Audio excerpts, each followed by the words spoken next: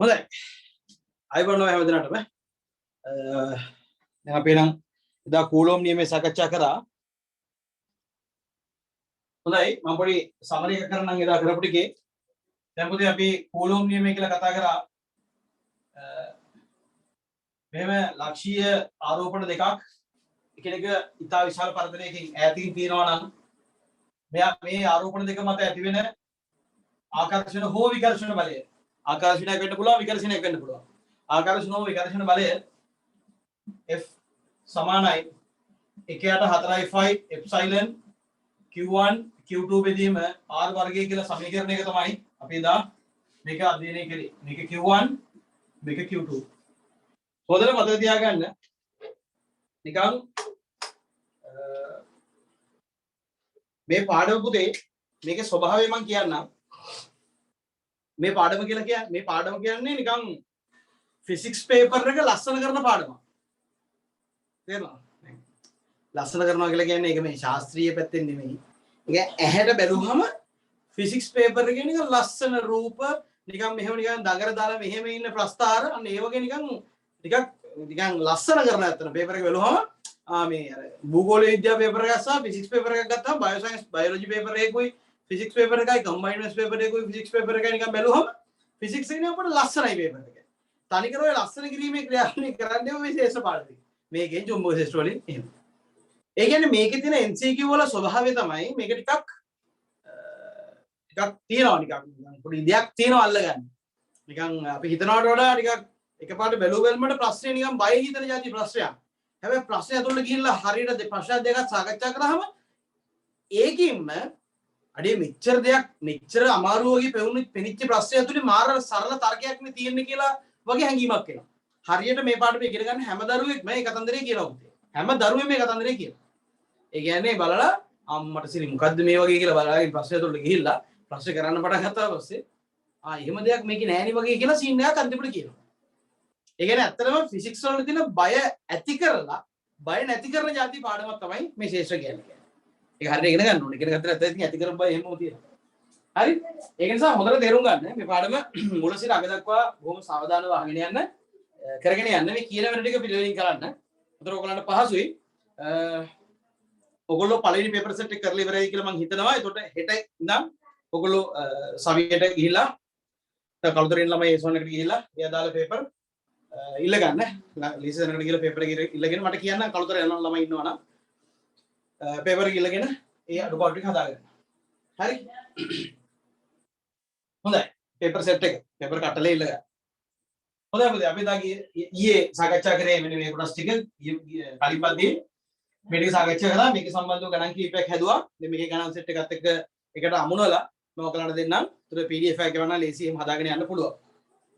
දැන් මෙන්න මේකෙන් පස්සේ අපි එනවා දැන් අපි මේ කතා කරන්නේ ආරෝපණය දෙකක් කොහේ හරි තැනක තියලා තිබ්බට පස්සේ ඒ ආරෝපණ දෙක අතර ඇතිවෙන ආකර්ෂණ හෝ විකර්ෂණ බලය ඉලක්කමක් වශයෙන් ගණනය කරන්නේ කොහොමද?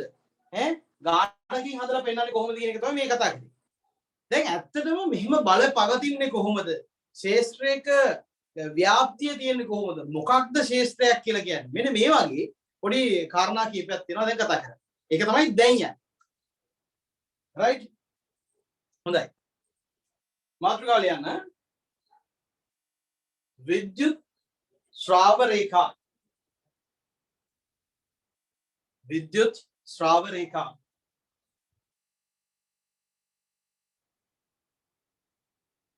विद्युत श्राव रेखा හොඳයි පුතේ මුලින්ම අපි දැනගන්න ඕන ශේෂ්ත්‍රයක් කියලා කියන්නේ මොකක්ද කියලා. දැන් අපි හිතමු මේ හරියට ලයින් අල්ලන මැරයා ඉන්නවා කියමු. එතකොට මේ මැරයාගේ බල ප්‍රදේශයට අපි කියන උගේ ෆීල්ඩ් එක උගේ වැයික්කිය කියලා. ඔය වැයික්කිය ෆිසික්ස් වලින් කිව්වොත් එහෙම ඒකට දෙන්න පුළුවන් සරලම වචනේ තමයි ශේෂ්ත්‍රය කියන්නේ. දැන් හිතන්න කළුතර පොලිස් බල ප්‍රදේශය, කොළඹ පොලිස් බල ප්‍රදේශය, යාපනයේ පොලිස් බල ප්‍රදේශය කියලා කිව්වම පොලිස් බල ප්‍රදේශය කියලා කියන්නේ පොලිසිය වැයික්කිය.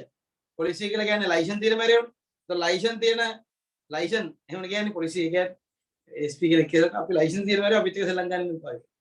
ඒතර පොලිසිය තමන්ගේ බලය පතුරවලා දෙන ප්‍රදේශයට අපි කියනවා වැයිකිය කියලා. අන්න ඒ වගේ කොහේ හරි තැනක ආරෝපණයක් තියලා තියෙනකොට ඒ ආරෝපණයේ විද්‍යුත් ස්වභාවය පැතිර පවතින ප්‍රදේශයට අපි කියනවා එයාගේ වැයිකිය කියලා. ඒ වැයිකිය කියන එක ෆිසික්ස් වලට එනකොට අපි හඳුන්වනවා ක්ෂේත්‍රය කියලා. ක්ෂේත්‍රය කියලා කියන්නේ යම් ආරෝපණයක විද්‍යුත් ස්වභාවය පැතිර පවතින ප්‍රදේශයට අපි කියනවා ක්ෂේත්‍රය කියලා. රයිට්. ඔය යට තිබුතේ ප්‍රධාන කාරණේ ලියා ගන්න විද්‍යුත් යන ක්ෂේත්‍රය. යන පුතේ ක්ෂේත්‍රය.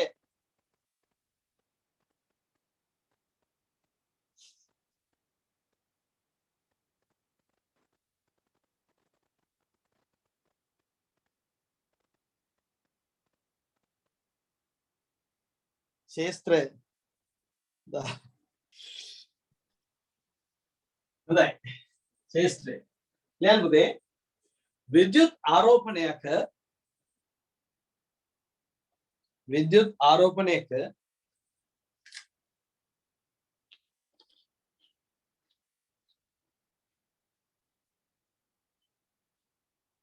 විද්‍යුත් බලපෑම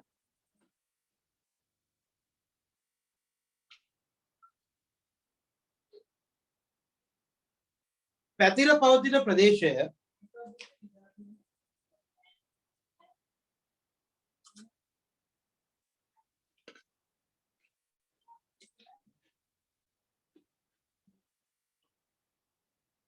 මෙසේ හඳුන්වයි.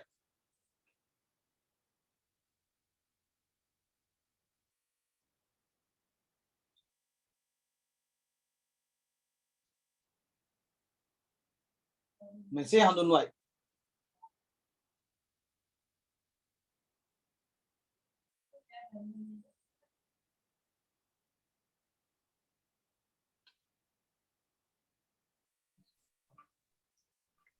මෙසේ හඳුන්වයි. right. දැන් ඔන්න අපි එනවා පුතේ විද්‍යුත් ශ්‍රාව රේඛාවක් කියලා කියන්නේ මොකක්ද කියලා කතා කරමු. විද්‍යුත් ශ්‍රාව රේඛාවක් කියලා කියන්නේ මොකක්ද? යන අර එහෙම විද්‍යුත් ශ්‍රාව රේඛාව කියලා ලියලා 32යි ඉරයි. ඔය හිතන්න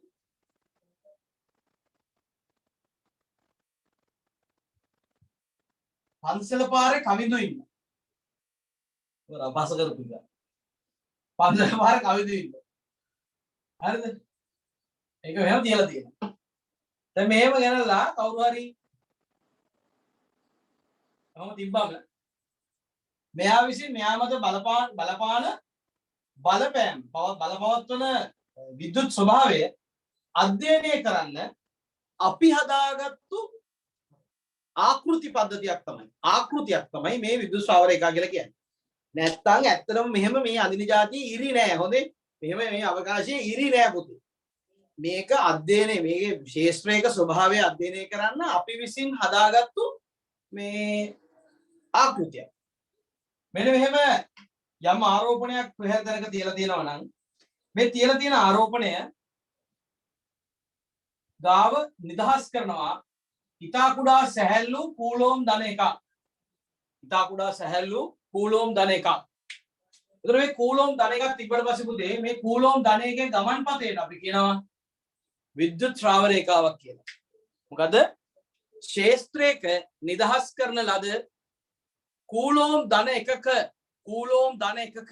ගමන් පතේට අපි කියනවා විද්‍යුත් ශ්‍රාව රේඛාවක් කියලා.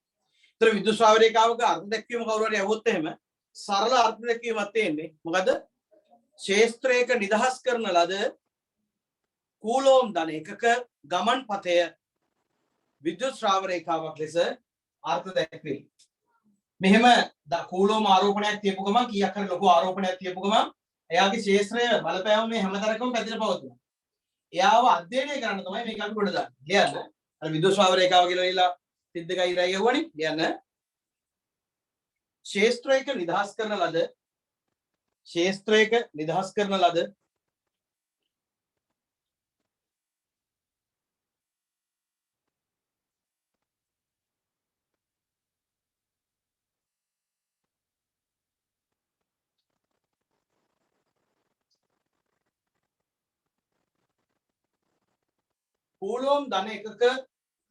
කූලෝම් ධන එකක ගමන් පතය කූලෝම් ධන එකක ගමන් පතය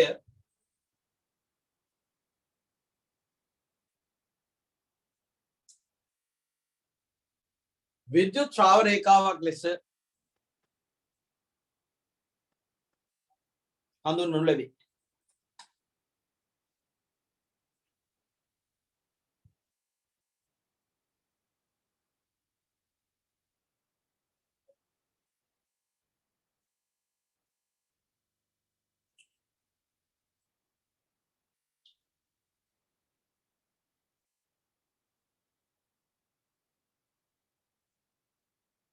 දැන් මෙහෙමයි. මේ විද්‍යුත් ශ්‍රාව රේඛාවල මූලික ලක්ෂණ කීපයක් තියෙනවා. අපි මුලින්ම මේකවල අඳින්න කලින් මෙයාලගේ ලක්ෂණ කීපයක් අපි ඉගෙන ගමු. එතකොට අපිට පුළුවන් අඩුපාඩු නැතුව මේ රූප ටික අඳින්න. ලස්සන චිත්‍රපටයක් එකක් තියෙන්නේ. පළවෙනි එක තමයි පුතේ. දැන් කූලෝම් ධන එකක ගමන්පතේනේ.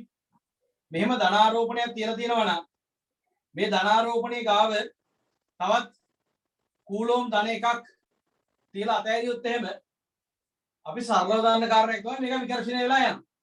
එහෙනම් විද්‍යුත් ශ්‍රාව රේඛාවල මූලික ලක්ෂණය තමයි මොකද? ධනාරෝපණයකින් ඉවතට ගමන් කරයි. ඍණාරෝපණයක් දෙසට පැමිණේ. ඊළඟට ආරම්භ වෙන පෘෂ්ඨයට ලම්බකව ගමන් කිරීම සිදුවේ. අවසාන වෙන පෘෂ්ඨයට ලම්බකව අවසාන වීම සිදුවේ. ඒව නිකන් පෙන්වන්න පුළුවන් පොඩක් ඉස්සරහට ගියාට පස්සේ විභවයේ වගේ තර්කයක් කරාම එපොඩ පෙන්වන්න පුළුවන්.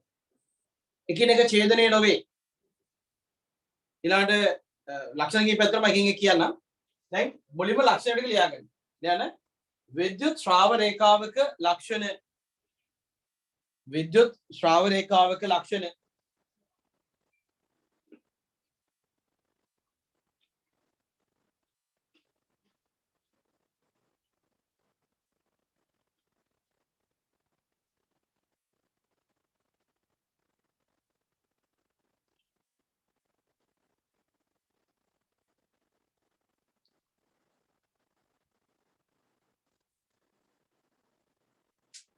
හරි.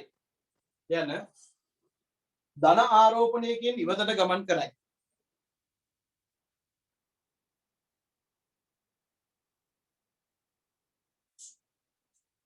ධන ආරෝපණයකින් ඉවතට ගමන් කරයි. දෙවෙනි එක ඍණ ආරෝපණයක් දෙසට පැමිණේ.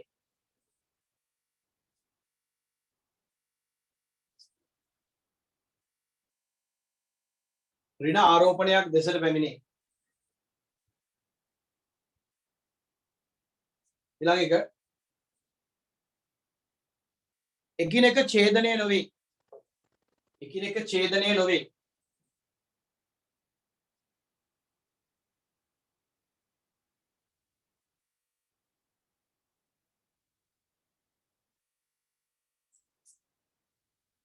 ඊළඟ එක ආරම්භ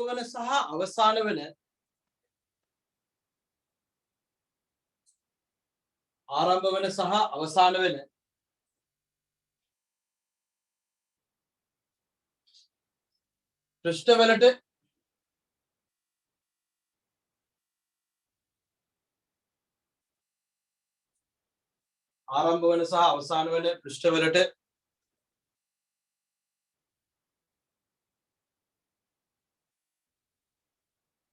ලම්බකව පවතී.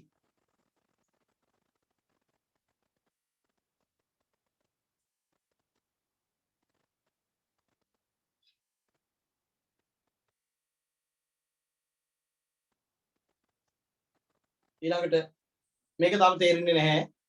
ලියා ගන්න. සම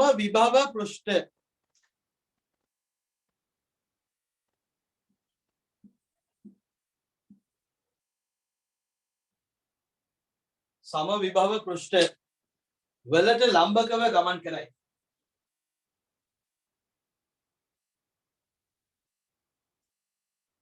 සම විභව පෘෂ්ඨ වලට ලම්බකව ගමන් කරයි.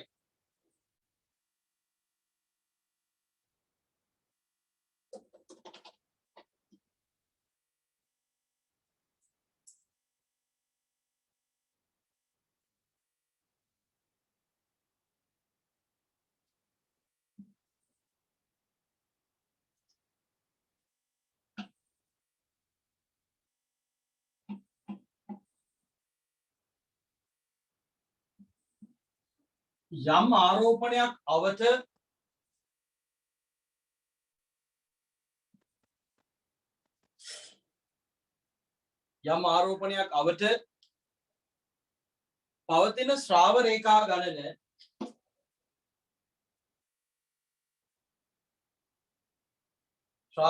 ගණන ආරෝපණයේ විශාලත්වයට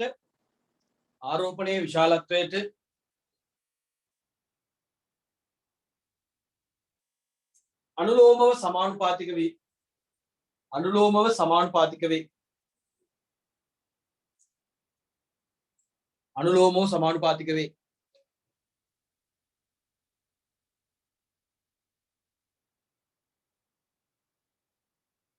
ඊළඟ එක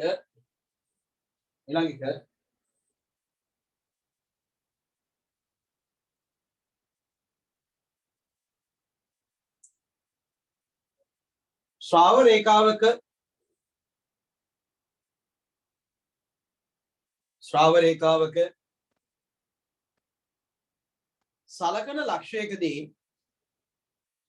සලකන ලක්ෂයකදී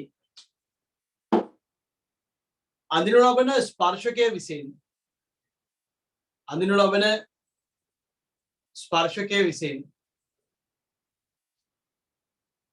එම ස්ථානයෙහි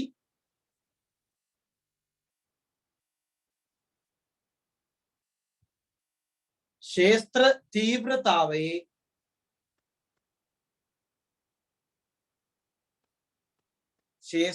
තීව්‍රතාවේ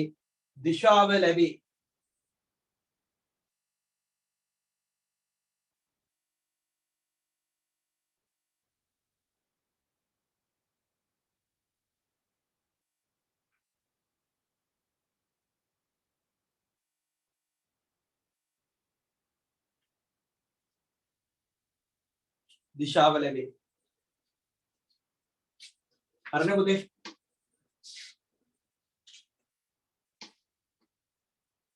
right. ඔන්නෝම ලක්ෂණ කීපයක් තියෙනවා. දැන් ඕලෙන් සමහරක් ඒවා නිකන් බැලු බැලමට තේරෙනවා. සමහරක් ඒවා බැලු බැලමට තේරෙන්නේ නැහැ. right? දැන් අපි ඔය දීපු උදාහරණ මේ දීපු මේවත් එක්ක ලක්ෂණත් එක්ක අපි අඳිමු. එක් එක් ආරෝපණාවට කොහොමද ශ්‍රාව රේඛා තියෙන්නේ? පළවෙනි එක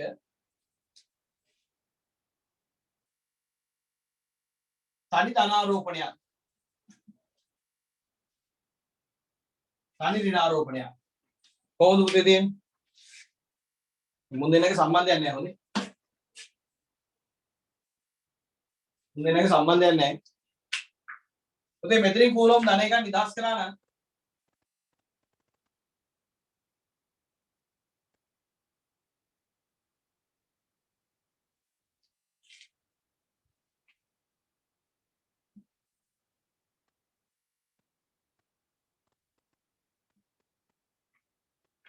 හරි. මේක ඇඳලා බලන්න ඊතරවල දිශා.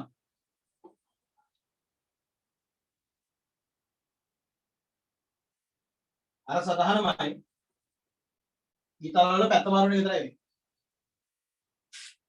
හරි.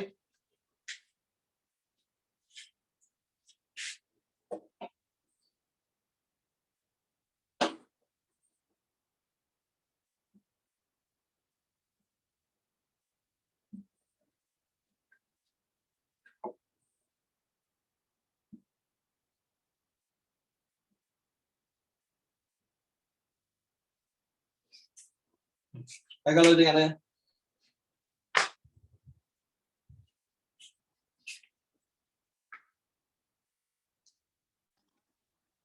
දැන් බලමු ඊළඟ එක කොහොමද?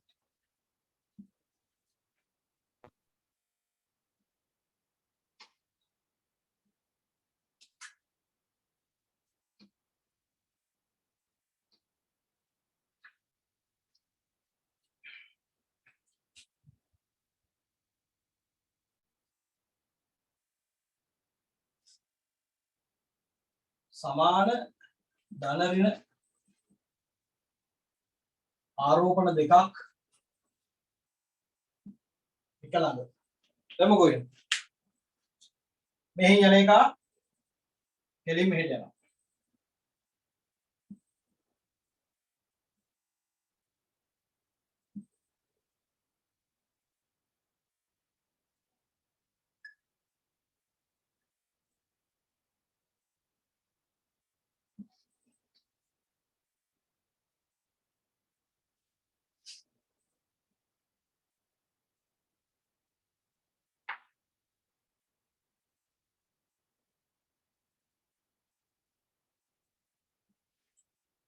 මෙන්න මේ විදිහට සමමිතික සරහනක් පුතේ.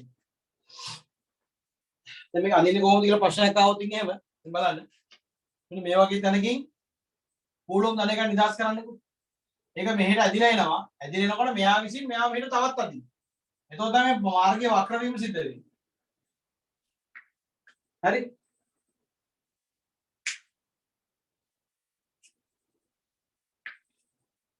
අනේ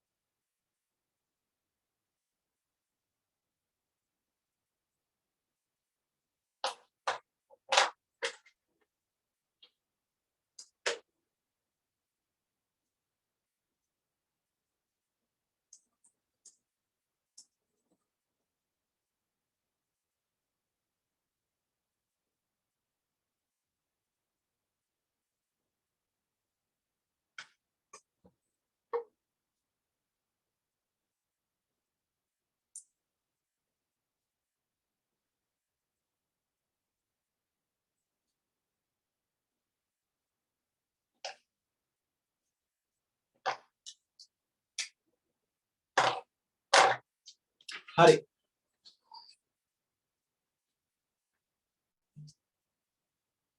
ඊළඟට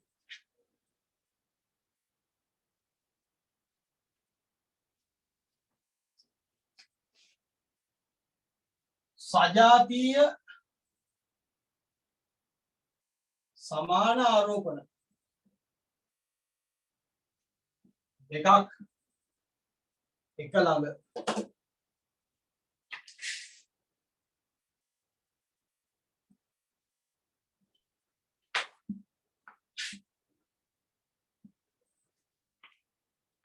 කොහෙන්ද අල්ලාහ් අක්බර් වෙන්න.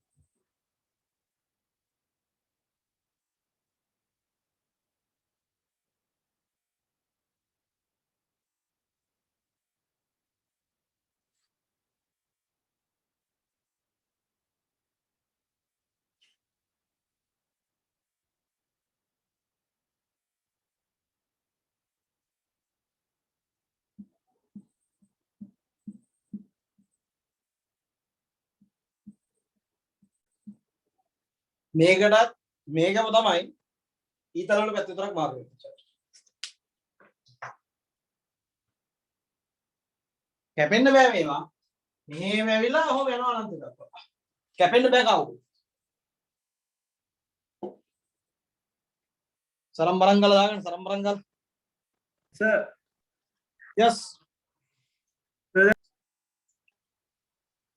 හරි.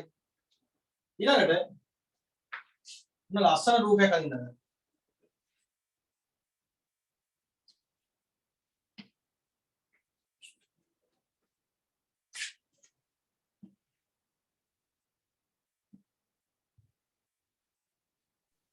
සර් ඔව්. ඍණාරෝපණයට තියෙන තරකම නෙමෙයි නේද? ඒකමයි ඊතලයේ පැත්ත විතරක් මාරු වෙන්නේ. හරි හරි.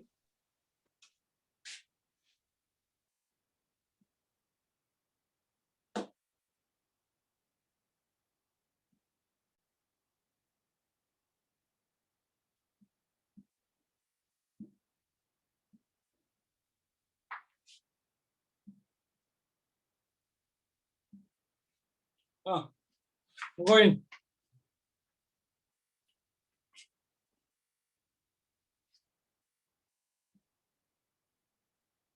කොහොමද කීපයක් යනවා.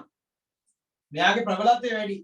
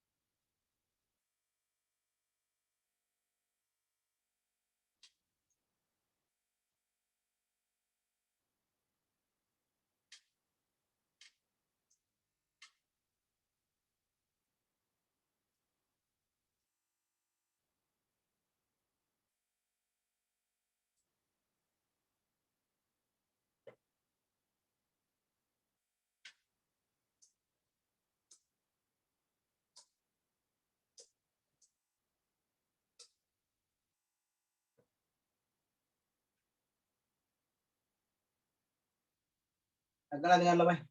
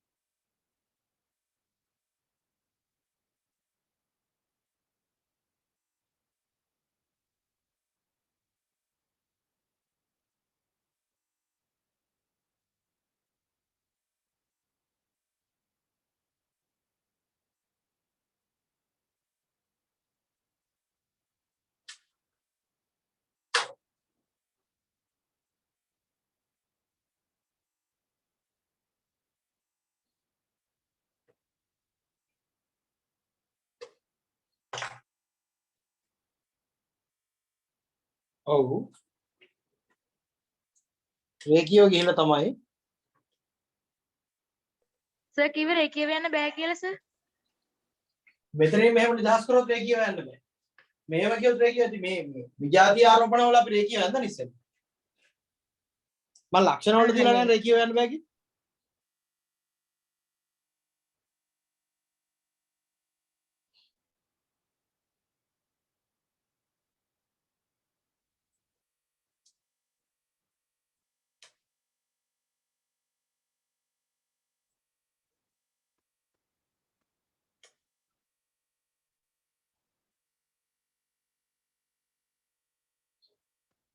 හරි. ඉතින් අපි ඉස්සෙල්ලත් නැන්ද විජාති ආරෝපණ වල අට්ටිය වල රේකියෝ යන්න දැක්කේ. එහෙම වෙන්න පුළුවන්. අර මේ අපි ඉස්සෙල්ලා අපි කතා කරපු අවස්ථාවේ තමයි අදින්නේ.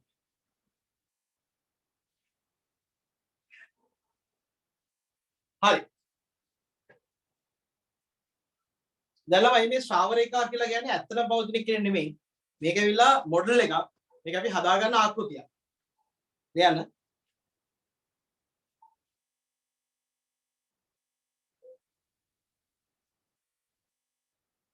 ලියන්න. ශ්‍රාව රේඛා යනු ශේෂ්ත්‍ර අධ්‍යයනය කිරීම වෙනුවෙන් ශේෂ්ත්‍ර අධ්‍යයනය කිරීම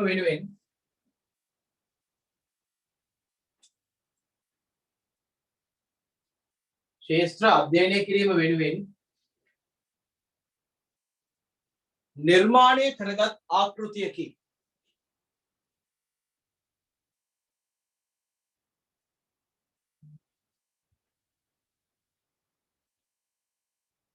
සත්‍ය වශයෙන්ම එකපාර අහගන්න ළමයි සත්‍ය වශයෙන්ම අවකාශයේ මෙසේ ඉරි නොමැත මෙසේ රීකා නොමැත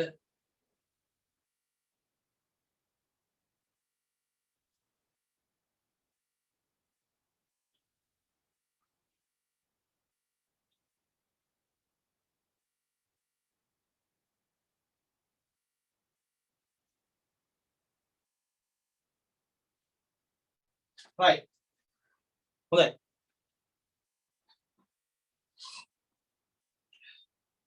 මේ ශ්‍රාවරේක අනුභූතේ අපි ශේෂ්ත්‍ර බෙදනවා ප්‍රධාන කොටස් දෙකකට දැන් ශ්‍රාවරේකාවල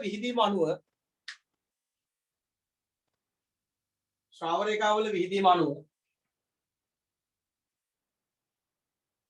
ශේෂ්ත්‍ර ප්‍රධාන කොටස් දෙකකට වෙන් වේ. විද්‍යුත් ශේෂ්ත්‍රය ප්‍රධාන කොටස් දෙකකට වෙන් වේ. විද්‍යුත් ශේෂ්ත්‍රය ප්‍රධාන කොටස් දෙකකට වෙන් වේ.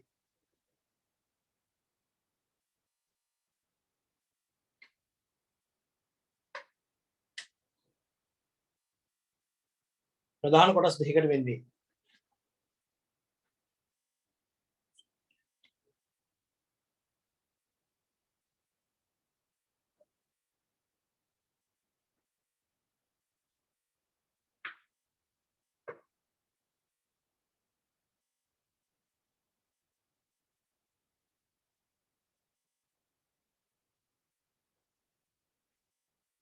පළවෙනි එක තමයි පුතේ ඒකාකාර ශේෂ්ත්‍ර. අනිත් එක තමයි අරීය ශේෂ්ත්‍ර. ඒකාකාර ශේෂ්ත්‍රයක් කියලා කියන්නේ මෙන්න මෙහෙම ශ්‍රාවරයක් තියෙනවා. සමාන්තර ශ්‍රාවරයක්.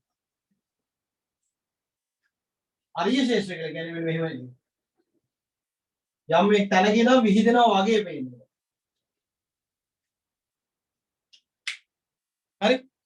එතකොට මේක ස්වභාවය අනුව අපිට පේනවා ඒකාකාර ශේෂ්ත්‍රයක මෙහෙට යනකොට ශේෂ්ත්‍රයේ ප්‍රබලතාවය නියතයි.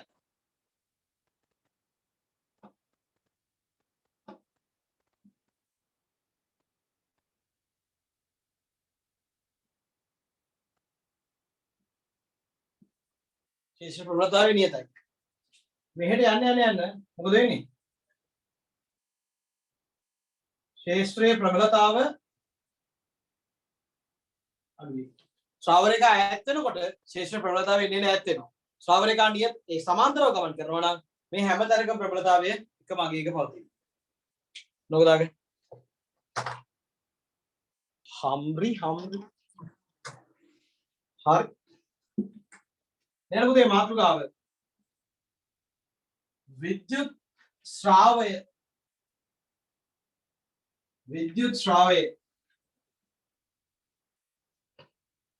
මොකද්ද මේ විද්‍යුත් ශ්‍රාවය කියලා කියන්නේ? විද්‍යුත් ශ්‍රාවය කියලා කියන්නේ අවකාශයේ සලකන වර්ගඵලයක් හරහා ගමන් කරන ශ්‍රාව රේඛා ගණන. මෙහෙම අවකාශයේ මෙහෙම යම් වර්ගඵලයක් සැලකුවොත් එහෙම මේක හරහා ගමන් කරන ශ්‍රාව රේඛා ගණන ලම්බකව ගමන් කරන උන් ටික ගත්තොත් එහෙම ශ්‍රාවය අපි හඳුනනවා විද්‍යුත් ශ්‍රාවය. මොන ශ්‍රාවය ගත්තත් ඉතින් මේ සංකේත තමයි ගන්නෙ. විද්‍යුත් ශ්‍රාවය කියලා කියන්නේ phi. මේක තමයි පුතේ phi. මම පොඩි රිකැල් දෙකයි යටින් ගහනවා. ඒවයි බොරුදු වෙලා තියෙන්නේ. හරි? ඒක අතරින් ගන්න බෑ. ඒ නිසා මම ඒක රිකැල් දෙකක් ගන්නවා. ඔයගොල්ලෝ කැමති නම් ගන්න. විද්‍යුත් ශ්‍රාවය. එතන මොකක්ද පුතේ විද්‍යුත් ශ්‍රාවය කියලා කියන්නේ? අවකාශයේ සලකන වර්ග එලයක් හරහා වර්ගඵලයක් හරහා ගමන් කරන ශ්‍රාව රේඛා ගණන පැහැදිලි? ඔක එච්චර ප්‍රයෝජනයක් ගතියක් පේන්නේ නැහැ. නමුත් යන්කෝ ලියාගන්නකො.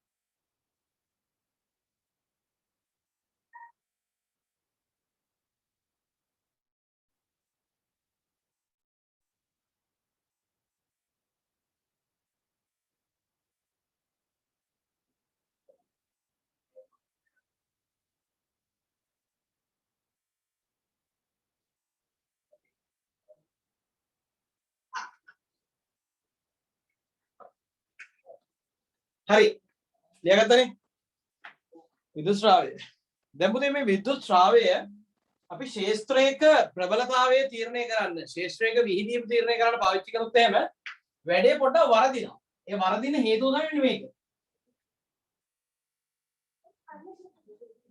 right මේක අපි ගත්තොත් එහෙම දැන් හිතන්න Q කියලා ආරෝපණය මේ ආරෝපණය ඉඳන් ශ්‍රාව රේඛාව යන්නේ මෙන්න මෙහෙමනේ මේ 1000ට ගෙම්බ එකතු කරනවා වගේ මේ හැරියට කියලා ශ්‍රාව රේඛාව එකතු කරනවා ඒක අමාරු. කොහොම ශ්‍රාව රේඛාව ගමන් කරනකොට මම සලකනවා අතන බලන්න අර්ථ දැක්වීම මොකක්ද තිබ්බේ සලකන වර්ගඵලය.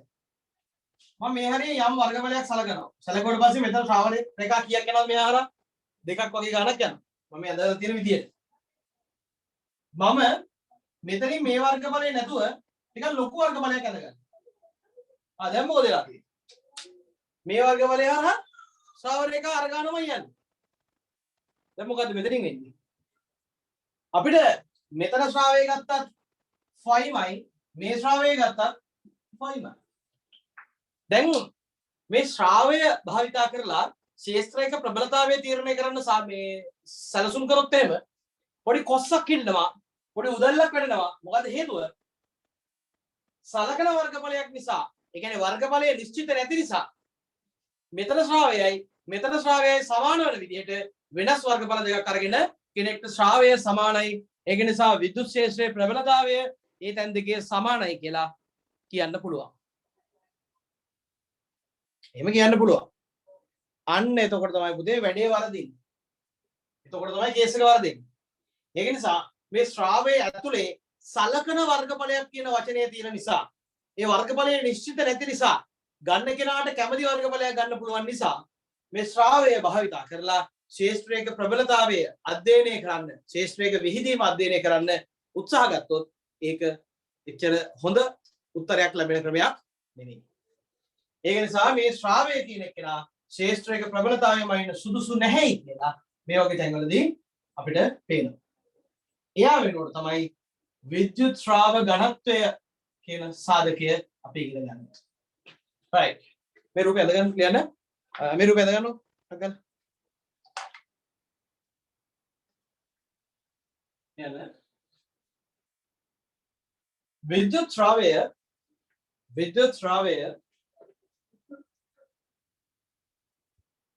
ශේෂ්ත්‍රයක ප්‍රබලතාවය මැනීමට ශේෂ්ත්‍රයක ප්‍රබලතාවය සෙවීමට සුදුසු රාශියක් නොවේ. සුදුසු රාශියක් නොවේ. සර් I කියන්නේ එක විද්‍යුත් ශ්‍රාවය ශේෂ්ත්‍රයක ප්‍රබලතාවය සෙවීමට සුදුසු රාශියක් නොවේ.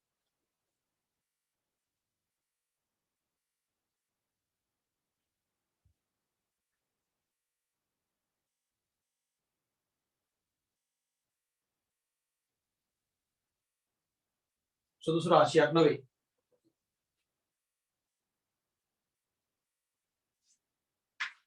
ඉහත රූපයේ පරිදි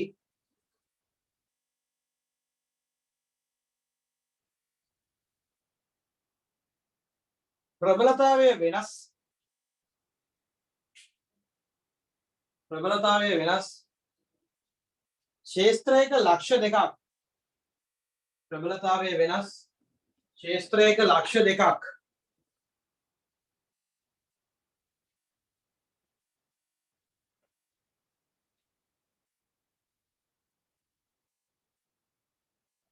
මත එකම ශ්‍රාවය ලැබෙනසේ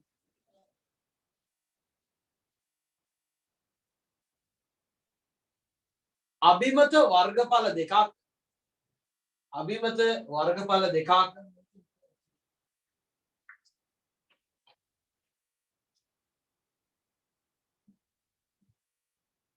වරාංග ඇතුලේ A1 A2 වරාංග ඇතුලේ A1 A2 සැලකිය හැකියි.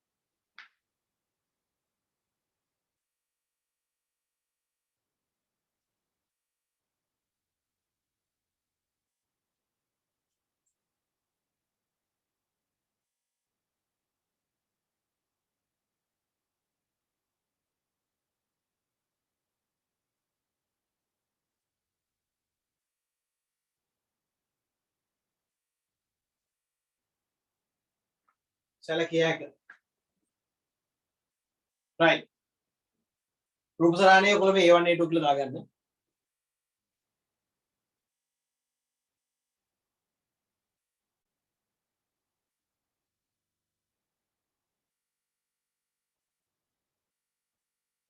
එම නිසා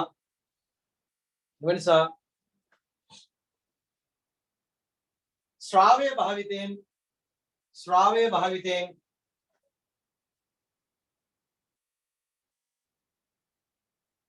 ශේෂ්ත්‍රයක ප්‍රබලතාවය ගැනීම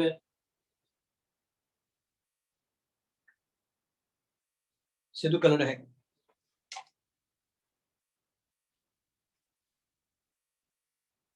ඔන්න ඒ වෙනුවට තමයි මේ ජොකියා කරලියට බහින්නේ. මොකද්ද මේ ජොකියා? ඒ වෙනුවෙන් තමයි මෙයා එන්නේ. කවුද මෙයා කියලා කියන්නේ? ඒක තමයි මේක. විද්‍යුත් ශ්‍රාව ඝනත්වය. මාතෘකාව ලියන්න. විද්‍යුත් ශ්‍රාව ඝනත්වය.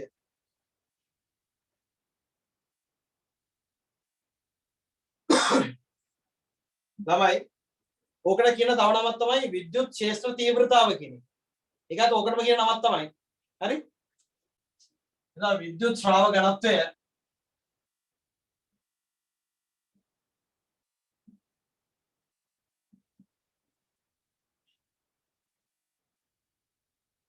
विद्युत क्षेत्र तीव्रताව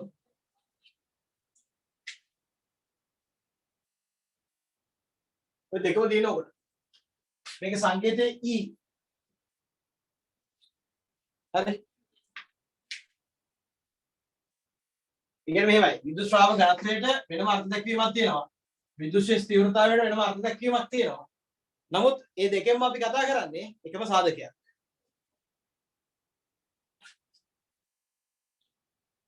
මොකද්ද විද්‍යුත් ශ්‍රාව ඝනත්වය කියලා කියන්නේ?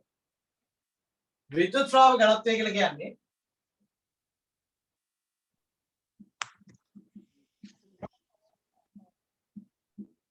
විද්‍යුත් ශ්‍රාව ඝනත්වය කියලා කියන්නේ දැන් අතර ප්‍රශ්න දෙකේ පුතේ සලකන වර්ගඵලයක් කියන එකනේ. ඒක අපි නිවැරදි කරනවා කොහොමද? නිශ්චිත වර්ගඵලයක් දානවා ඒකක වර්ගඵලයක්. ඒ කියන්නේ මොකක්ද? ශ්‍රාව රේඛාව මෙහෙම පවතිනවා නම් අවකාශයේ සලකනවා පුතේ කොච්චරද? විද්‍යුත් ක්ෂේත්‍ර තීව්‍රතාව කියලා කියන්නේ මොකද්ද? මේක අරා පවතින ශ්‍රාවය ෆයි නම් ෆයි බෙදීම ඒව හොයනවා. ඒ කියන්නේ ඒකක වර්ගඵලයක් කරහා ගමන් කරන විද්‍යුත් ශ්‍රාවය අපි අර්ථ දක්වනවා විද්‍යුත් ශ්‍රාව ඝනත්වය කියලා. මොකද ඒකක වර්ගඵලයක් කරහා ගමන් කරන විද්‍යුත් ශ්‍රාවය. ඉස්සෙල්ලා සලකන වර්ගඵලයක් නෙතිබ්බේ. එහෙනම් දැන් 5 නෙමෙයි අපි ගන්නෙ. කවද? E කියලා කෙනෙක් හදා ගන්නවා. ඒ E හදාගන්නේ කොහොමද? 5 බෙදීම ඒ විදිහට. right? දැන් ඔයගොල්ලෝ මාතෘකාව ලියුවානේ. මාතෘකාව ලියලා ඒක යටතේ පොඩි මෙහෙම ලියලා ඉරිදයක් ගහන්න විද්‍යුත් ශ්‍රාව ඝනත්වය.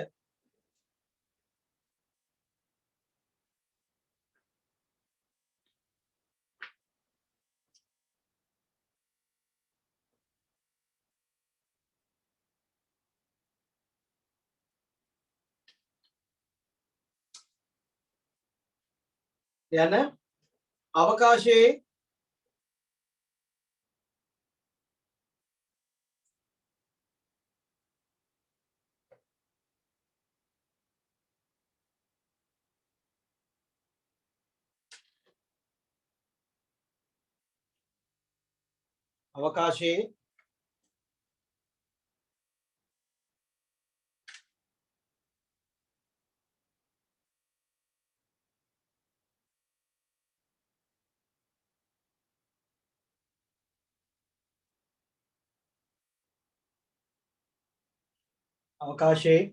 ඒකක වර්ගඵලයක් කරහා පවතින විද්‍යුත් ශ්‍රාවය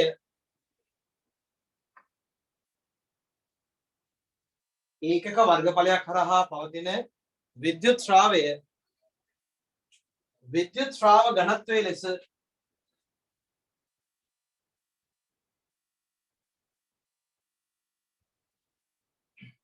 විද්‍යුත් ශ්‍රාව ඝනත්වයේ ලෙස අර්ථ දැක්වේ.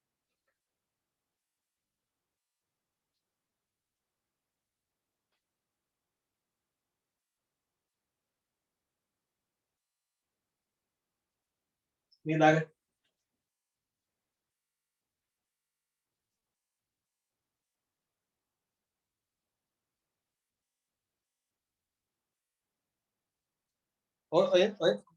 ඔය සටහන ඕමම තියලා ඊළඟ මේ විදිහට මාතෘකාව යන විද්‍යුත් ක්ෂේත්‍ර තීව්‍රතාව.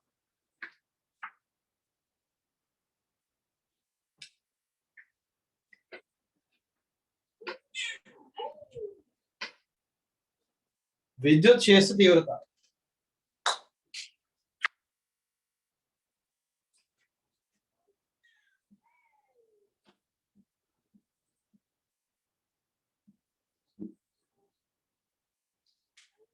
विद्युत क्षेत्र तीव्रता කියලා කියන්නේ මොකද්ද? අවකාශයේ තියලා තියෙන මෙන්න මෙහෙම අපි හිතමු ක්ෂේත්‍රයක් ඇති කරන ආරෝපණයක් ඉන්නවා කියලා. මේ ක්ෂේත්‍රය ඇති කරන ආරෝපණය ඉන්න මේ ක්ෂේත්‍රයේ කොහේ හරි තියලා තියෙන පුතේ නිකන් Q කියලා ආරෝපණය. එතකොට මේ Q ආරෝපණය මත ඇති වෙනවනේ යම්කිසි බලයක්. හරි? මේ විද්‍යුත් ක්ෂේත්‍ර තීව්‍රතාව අර්ථ දක්වන්නේ කොහොමද? යම් ක්ෂේත්‍රයක සලකන ස්ථානයක කූලෝම් ධන එකක් මත ඇති වෙන බලයට ස්ථිති විද්‍යුත් බලයට අපි කියනවා මොකද්ද? විද්‍යුත් ක්ෂේත්‍ර තීව්‍රතාව කියලා. ඒක බලයේ පැත්තෙන් පුතේ අර්ථ දක්වන්නේ.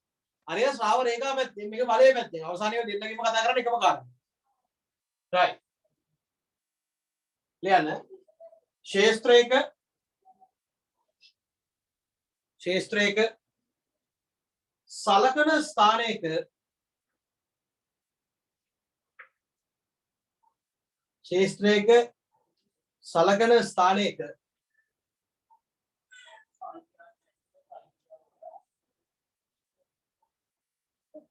සලකන ස්ථානයක තබන ලද ඒකක ධනාරෝපණයක්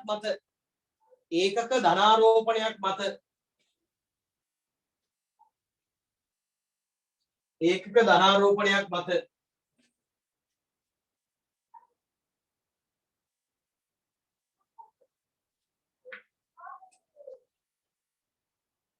ඇතිවන ස්ථිති විද්‍යුත් බලය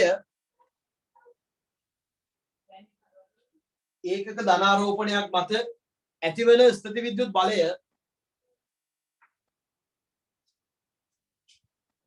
එම ස්ථානයේ විද්‍යුත් ක්ෂේත්‍ර තීව්‍රතාව ලෙස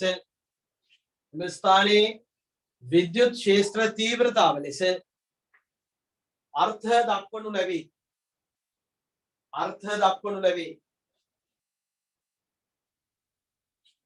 එහෙනම් පුතේ මෙහෙම ක්ෂේත්‍රයක් තියලා තියෙනවා නම් සිම්පල් Q ආරෝපණයක් මත ඇති වෙන බලය F නම් මෙන්න මේ ස්ථානයේ විද්‍යුත් ක්ෂේත්‍ර තීව්‍රතාවය E සමානයි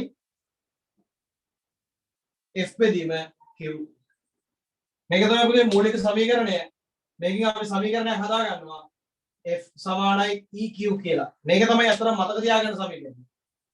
දැන් මේ සමීකරණය භාවිතා කරලා අපිට පුළුවන් විද්‍යුත් ක්ෂේත්‍ර තීව්‍රතාවය සඳහා ඒකක හොයන්න. හරි? ඒකක මොකද්ද?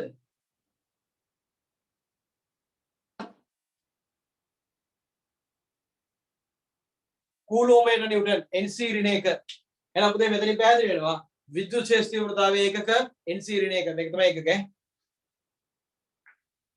ඊළඟ එක වැදගත්ම සාධකේ මේක ඇවිල්ලා දෛශිකයක්.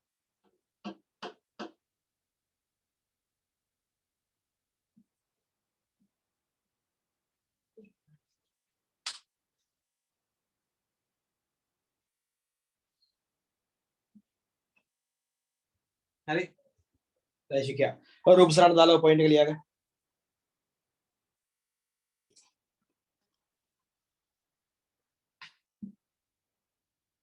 දැන්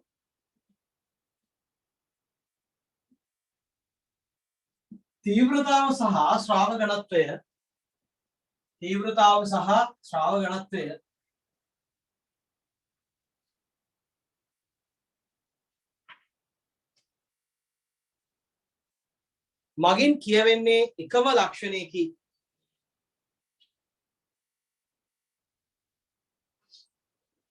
මගින් කියවෙන්නේ එකම ලක්ෂණයකි.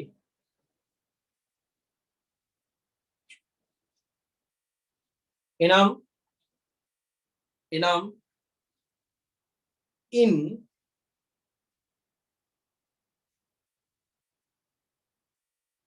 ක්ෂේත්‍රයේ ප්‍රබලතාවය කියවේ. ක්ෂේත්‍රයේ ප්‍රබලතාවය කියවේ.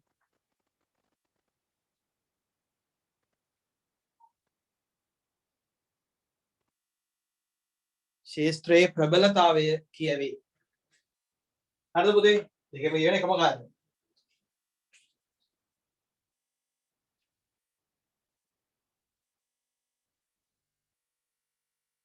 ලියන්න.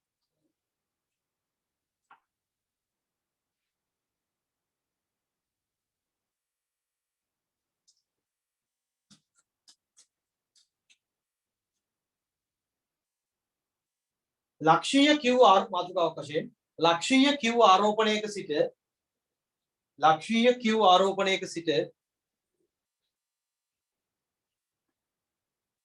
ලක්ෂීය Q ආරෝපණයක සිට R දුරකින් පිහිටි ලක්ෂයක R දුරකින් පිහිටි ලක්ෂයක විද්‍යුත් ක්ෂේත්‍ර තීව්‍රතාවය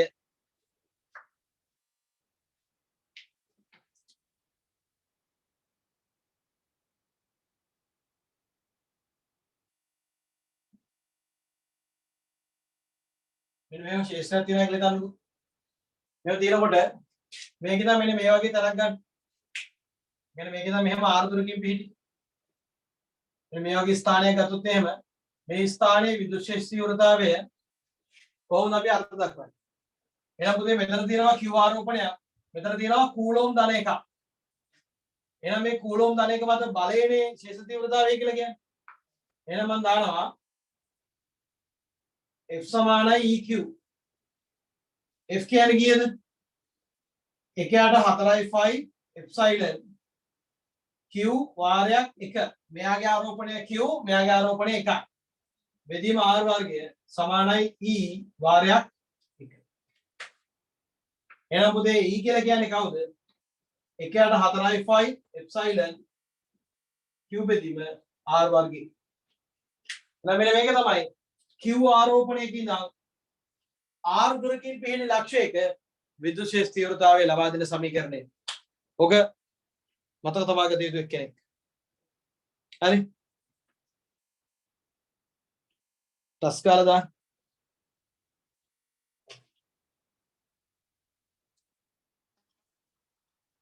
අපිට පුළුවන්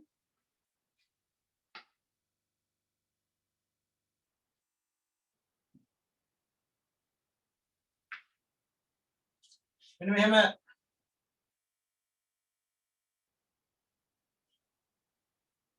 ධන Q ආරෝපණය කියලා ඉවතට යනකොට විද්‍යුත් ක්ෂේත්‍ර තීව්‍රතාවය විචලනය වෙන විදිහ ප්‍රස්ථාරගත කරන්න. එතකොට E සමානයි K බෙදීම R වර්ගනේ. 1/4 එප්සයිලන් නියතයක් Q නියතයක් බෙදීම R වර්ගය. එහෙනම් E අනුලෝමයි 1/R වර්ගය. එහෙනම් y සමානයි ඒ කියන්නේ x වර්ගය. ඍජු කෝණාශ්‍ර බහුවලයක් එන්නේ. ඒකේ හැඩය ඇඳුතින් එහෙම මෙහෙම එන්නේ.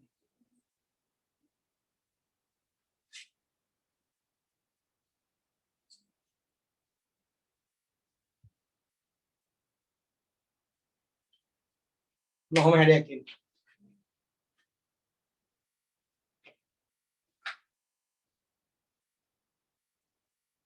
ඔයගොල්ලෝ ඔක දැක්කම පොඩි ප්‍රශ්නයක් මතුවෙන්නේ නැද්ද? දැන් R මේ පැත්තේ ඍණනේ. මේ පැත්තට ගත්තම R ඍණනේ. R ඍණ නම් මේ සමීකරණයට ඍණ R දැම්මම ඉන්නේ පුතේ R වර්ගයක්. එයා වර්ග වෙලා ආයි ඊට ධන උත්තරයක් එන්න ඕන.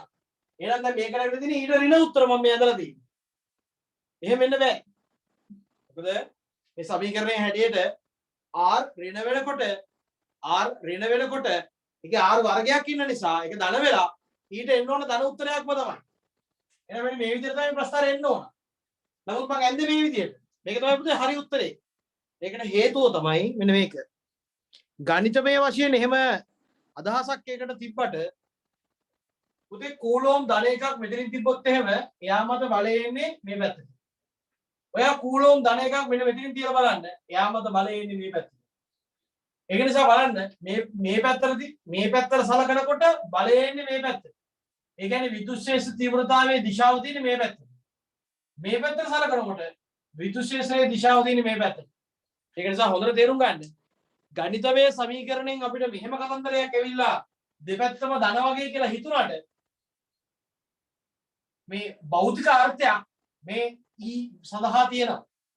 ඒක නිසා දිශාව මාරු වෙනකොට R ඍණ වෙනකොට විද්‍යුත් ක්ෂේත්‍රයේ දිශාවත් ඍණ වෙනවා. ඒක භෞතික විද්‍යාත්මක අර්ථ දැක්වීම. අර්ථයක් තියෙනවා. මේක තමයි සම්මත හැඩේ. මේක වෙලා ඍජු කෝණාශ්‍ර බහුබලයක්.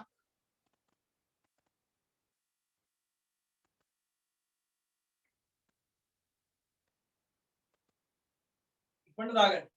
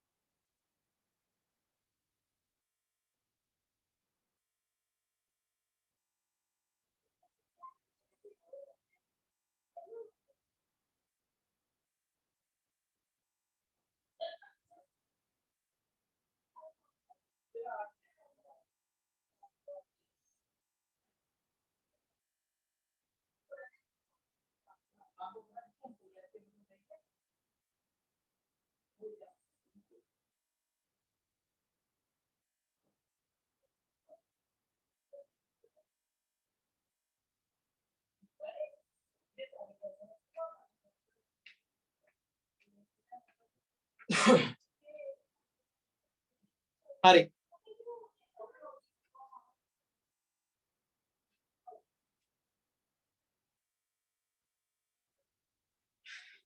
දැන් ABCD සමචතුරස්‍රයක ගානක් පොතේ ABCD සමචතුරස්‍රයක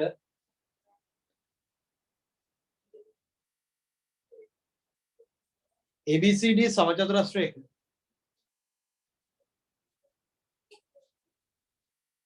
පාත පරිදි ආරෝපණ තබා ඇත.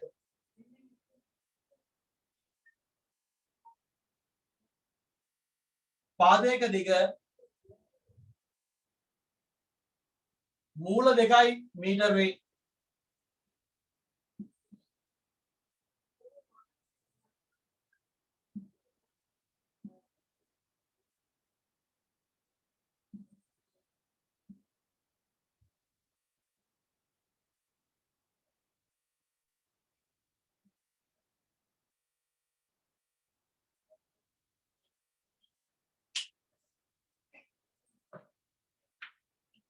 केंद्रे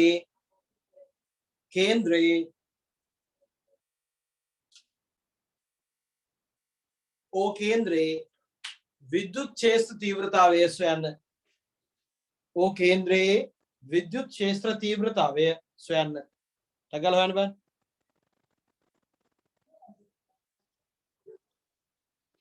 දැන් පුතේ මේ O ලක්ෂයේ විද්‍යුත් ක්ෂේත්‍ර තීව්‍රතාව ඇති කරන ආරෝපණ ඉන්නවා මෙතන 4ක්. කවුද මේ 4? මේ ඍණ 2 විසින් මෙතන යම්කිසි විද්‍යුත් ක්ෂේත්‍රයක් ඇති කරනවා. මේ 5 විසින් මෙතන විද්‍යුත් ක්ෂේත්‍රයක් ඇති කරනවා. මේ 3 විසින් මෙතන කීයක් හරි ඇති කරනවා. මේ 6 විසින් මෙතන කීයක් හරි ඇති කරනවා. එතකොට මම මෙන්න මෙතන තියෙන විද්‍යුත් ක්ෂේත්‍රයේ පරිණික් කියලා ලියා ගන්න මේ. මම මෙතන කූලෝම් ධන එකක් තිබ්බොත් මම මෙහෙම හිතින් කූලෝම් ධන එකක් තියෙනවා. කූලෝම් ධන එකක් තිබ්බොත් එහෙම ඒ කූලෝම් ධනයක වෙන මේ ඍණ දෙක විසින් මෙහෙට නිකුත් යදින්නේ. එහෙනම් මෙතන විදුලි ශේෂ්ත්‍ර තීව්‍රතාවය මේ පැත්තට තියෙන්නේ. මම ලියන එක EB කියලා. හරි.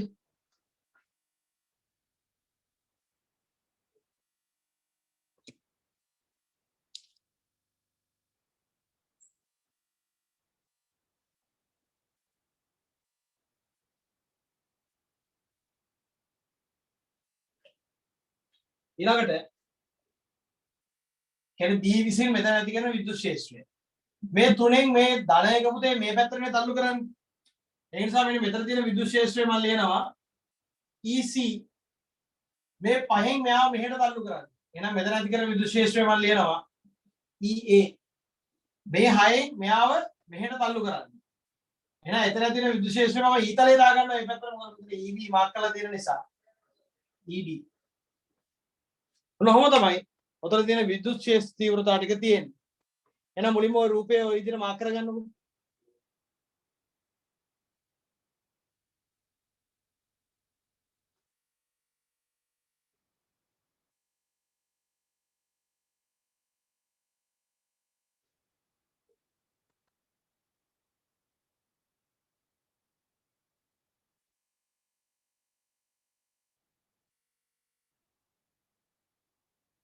සබුද්දිනී මට උත්තරය දෙනවා ගොඩාක් දුරට. ගොඩාක් දුරට ඒක හරි. බලන්න ඕන සුළු කෙනෙක් කොහොමද කියලා. මුලින්ම ওই විදිහට රූපය මාක් කරගන්නකො.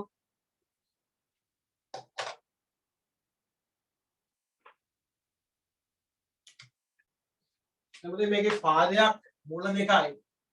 මේක සමචතුරස්‍රයක් නිසා මේ එකක් 1 1 1 1. එක විකර්ණයක දිග මීටර 2යි. එතකොට O වලින් ඉඳන් B වලට O වලින් ඉඳන් A වලට O වලින් ඉඳන් D වලට O වලින් ඉඳන් C වලට 1 මීටරේ ගාන තමයි දිග තියෙන්නේ. right? දැන් මම හෙවොත් එහෙම EA හොයනවා 1/4 එප්සයිලන් 5 වැඩි කිරීම 1 බෙදීම 1 වර්ගය. මම මෙයාට K කියලා දාගන්නවා පුතේ. එහෙනම් EA සමානයි K. දැන් මේක ඕනේ නැහැ කෙලිම. 5 දාගත්තා නම් 5යි. ඊළඟට මම දානවා EB. EB හෙවුවනම් එහෙම K වාරයක් 2 බෙදීම 1 වර්ගය. ඒ කියන්නේ 2K. ඒ ඔය විදිහට හොය දෙයක් මට EC K වාරයක් 3 බෙදීම 1 වර්ගය 3K.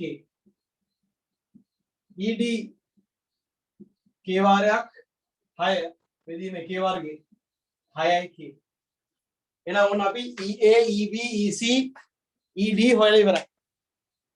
දැන් තියෙන්නේ දෛශික වශයෙන් සලකලා මෙන්න මෙතන අවසාන රූප සටහන එදගන්න. මේකෙන්ද බැලුවට පස්සේ පේනවා EC සහ EA ඉන්න එකම රේඛාව. එහෙනම් EC සහ EA සංසන්දනය කරාන් පස්සේ A වැඩි. ED සහ EB එකම පැත්තට ඉන්නේ. එහෙනම් O මත තියෙන කට්ටිය ගත්තොතින් එහෙම මෙන්න මේ දිශාවට ඉන්නවා EB ධන ED. EB ධන ED කියලා කියන්නේ කවුද පුතේ? EB සහ ED එකතු කරාම 8K. මෙතන ගත්තාන් පස්සේ EA ප්‍රබලයි EC අඩුයි. 3යි 2යි. එහෙනම් මේ පැත්තට ඉන්නවා අංශක 90යි. EC EA ගෙන් අඩු වෙන්න ඕන. EC ඇයි එකම රේඛාවක දෙපැත්තට ඉන්නේ? එහෙනම් ඒක ලියත හැකි EA 5යි 3යි 2යි. එහෙනම් මේ දෙනගේ සම්ප්‍රයුක්තය අපි හෙවුවොතින් එහෙම සම්ප්‍රයුක්තය E හෙවුවොත් එහෙම E සමානයි 8K වල වර්ගය ධන 2K වල වර්ගය වර්ගමූලය. 8K කියලා කියන්නේ පුතේ 64K ධන මෙතන යනවා 4K වල වර්ගය. ඉතින් මේක අතර පස්සේ 64 68යි 68යි මූලය වාරයක් K. එහෙනම් E කියලා කියන්නේ කීයද? 1/4 එප්සයිලන් 68 මූලය n සීරින 1 ඔනෝක තමයි අවසාන පිළිතුරු විදිහට එන්නේ. එනවා 68. හොඳයි. හරි. සබුදිනගේ උත්තරේ හරි. ඒකේ පොඩ්ඩක් බලන්න පුතේ. උත්තර ටික හරි. හොඳට හොඳයි. සර් අර EC EB වල දිශාගතයේදී පොඩ්ඩක් ආ කියන්න. උඩ ඉන්න. අනික කැටි පොඩ ඉන්න.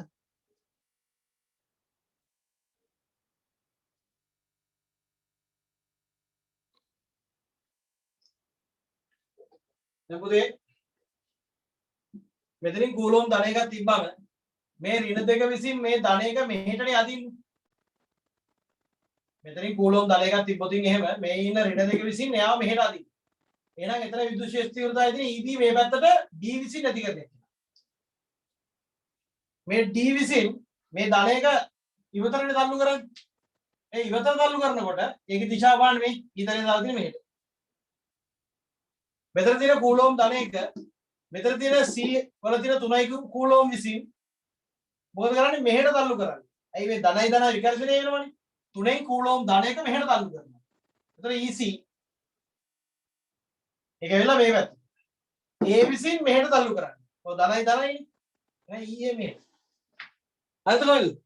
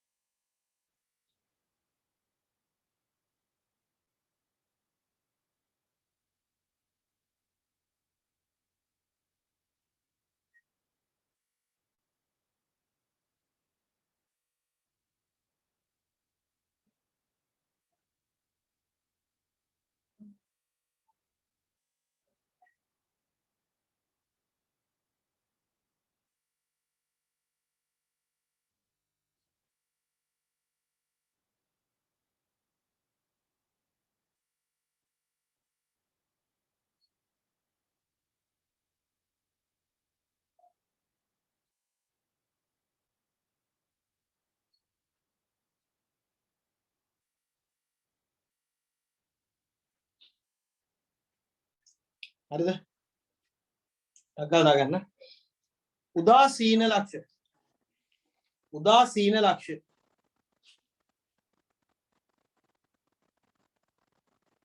උදාසීන ලක්ෂ්‍ය කියලා කියන්නේ මොකක්ද? උදාසීන ලක්ෂ්‍ය කියලා කියන්නේ විද්‍යුත් ක්ෂේත්‍රයක් නැහැ. ඒක අපි කොහොමද ගණිතමය වශයෙන් ඉදිරිපත් කරන්නේ? විද්‍යුත් ක්ෂේත්‍ර තීව්‍රතාවය ශුන්‍ය වෙන ලක්ෂ්‍ය වලට තමයි පුතේ උදාසීන ලක්ෂ්‍ය කියලා කියන්නේ. රයිට්? ලියන්න.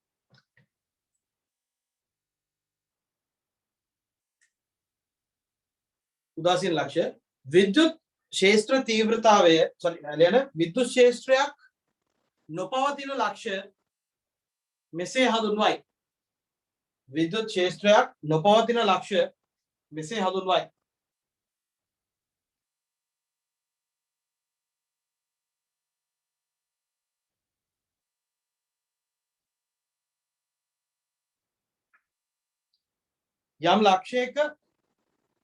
යම් ලක්ෂයක විද්‍යුත් ක්ෂේත්‍ර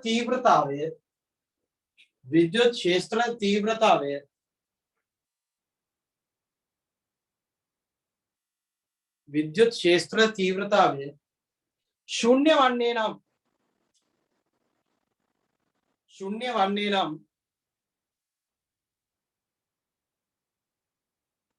එම ලක්ෂය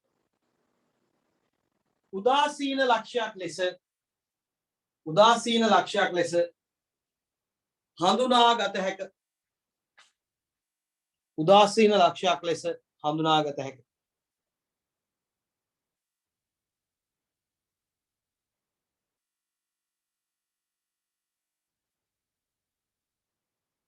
අපතේ විද්‍යුත් වශයෙන් උදාසීන ලක්ෂ හරහා ශ්‍රාව රේඛා පවතින්නේ නැහැ. එන්න මෙවැනි ලක්ෂ හරහා විද්‍යුත් ශ්‍රාව රේඛාද නොපවතී. right. දැන් ළමයි ගානක් වශයෙන් ගණන් ලියන්න.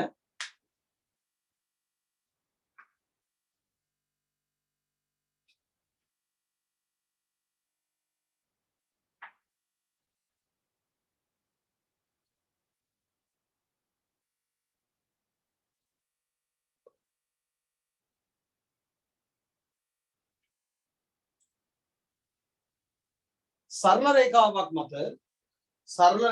මත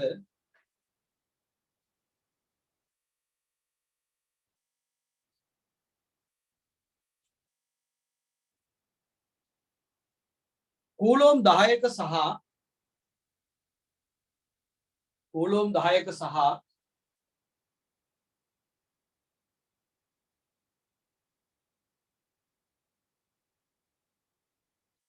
කූලෝම් 2ක කූලෝම් 10ක සහ කූලෝම් 2ක ආරෝපණ දෙකක් තබා ඇත.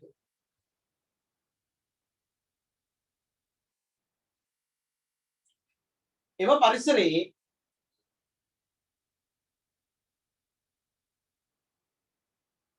චුම්බක ශ්‍රාවක එම පරිසරයේ උදාසීන ලක්ෂ්‍ය සොයන්න.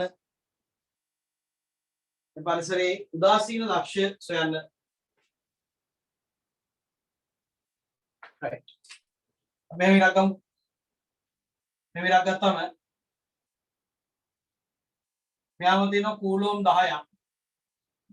මෙතන ඉන්නවා කූලෝම් 2ක්.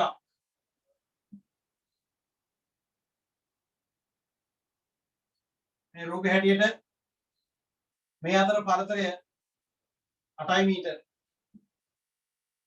හරි. දැන් පොඩ හොයන්න බෑ.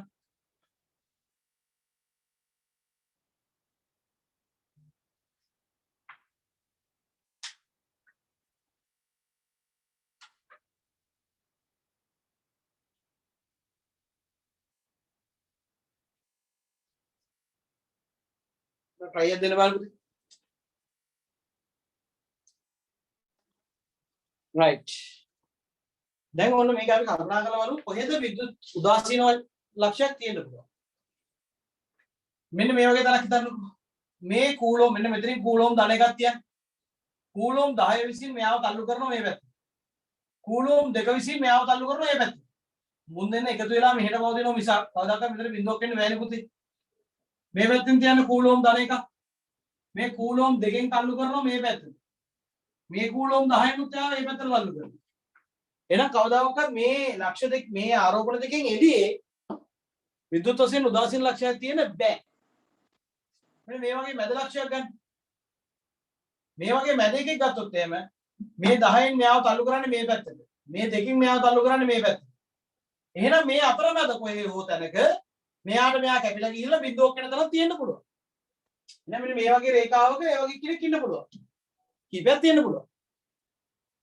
එහෙනම් මෙන්න මේ රේඛාව ඔස්සේ මේ වගේ රේඛාවක මේ කොහේ හරි මේක නිශ්චිතව කියන්න බෑ. මෙතන ඉඳන් මෙතනට තියෙන දුර x කියලා ගත්තොත් මෙතන ඉඳන් මෙතනට තියෙන දුර පුතේ 8 ඍණ x මොන ප්‍රමාණය. එහෙනම් මෙන්න මේ ලක්ෂයේ මේක මම ගන්නවා e10 මේ පැත්තෙන් තියෙනවා e2. මේ e10 කියලා කියන්නේ 10 විසින් ඇති කරන විද්‍යුත් ක්ෂේත්‍රය. e2 කියලා කියන්නේ මේ 2 විසින් මෙතන ඇති කරන විද්‍යුත් ක්ෂේත්‍රය. එතන මට e10 හොයන්න පුළුවන්. කොහොමද? 1/4 එප්සයිලන්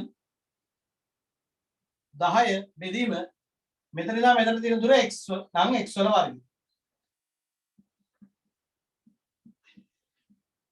e2 හොයන්න පුළුවන් 1/4 එප්සයිලන් 2 බෙදීම 8 ඍණ x වර්ගය. දෙකේ ඉඳන් මේ ලක්ෂයට තියෙන්නේ පුතේ 8 ඍණ x නේ. එහෙනම් මුන් දෙන්න බිඳුව වෙනවා කියලා කියන්නේ මොකද්ද? e10 සමාන වෙන්න ඕන e2ට. එතකොට එයාට කැපිලා ගිහලා එතන බිඳුව වෙන්නේ. මෙන්න මෙතන. මෙන්න මේ ස්ථානයේ e බිඳුවයි කියලා මම සලකනවා. ඒ කියන්නේ e10 ගත්තොත් එහෙම මේ e10 සමාන වෙන්න ඕන e2ට. එතන මෙතන ගත්තා පස්සේ 1/4 එප්සයිලන් 10 බෙදීම x වර්ගය සමානයි 1/4 එප්සයිලන් 2 බෙදීම 8 ඍණ x වල වර්ගය. එහෙනම් මේක මේ කැපිලා යනවා. මෙතන 5යි. මෙතන කියන පුතේ 5 වාරයක් 8 ඍණ x වල වර්ගය සමානයි x වල වර්ගය.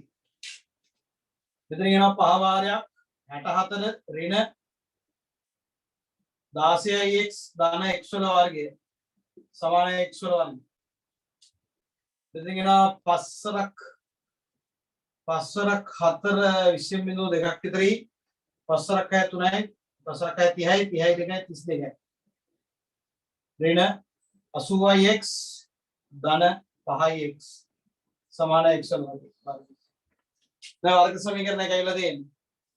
මෙතන කියනවා 4x වල වර්ගය ඍණ 80x ධන 320 සමානයි 0යි. මම 4ෙන් බෙදා නම් x වර්ගය ඍණ 20x ධන 80 සමානයි 0. හරි. එතකොට ඔගේ සාධක කෙරුවට පස්සේ උදේ මට එනවා කීයද? x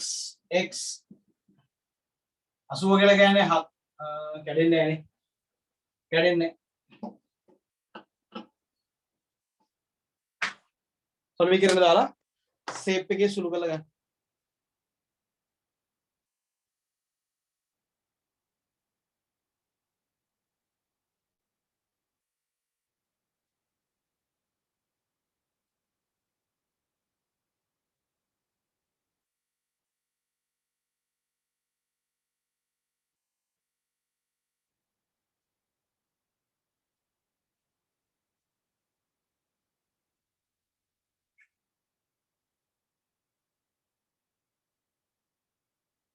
දාහතරේ දශම පහ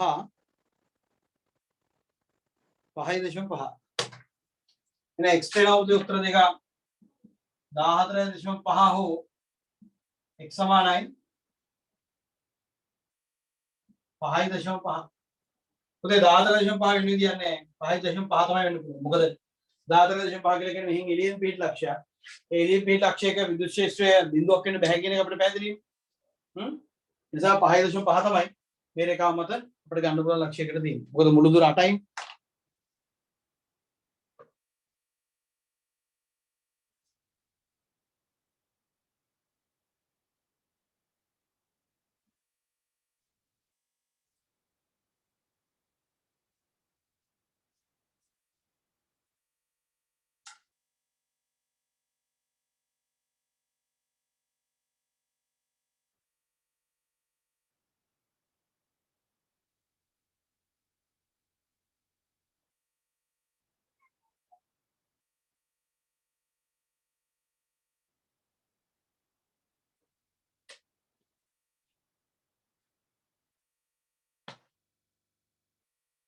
ගල් දාගෙන. හරි පුතේ. දැන් ලියන්න.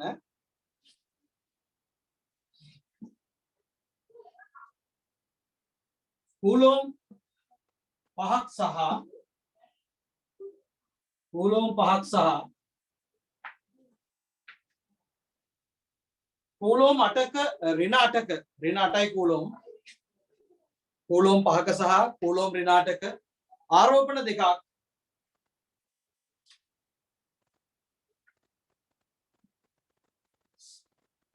සරල රේඛාවක් මත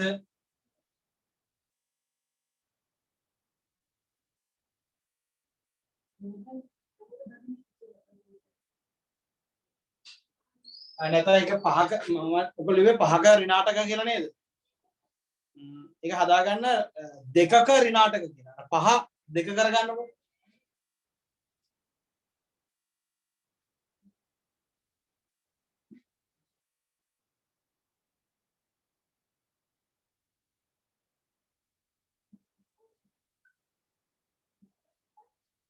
කූලොම් 2ක සහ ඍණ 8ක ආරෝපණ දෙකක් සරල රේඛාවක් මත එකිනෙකට මීටර 10ක් දුරින් නැත.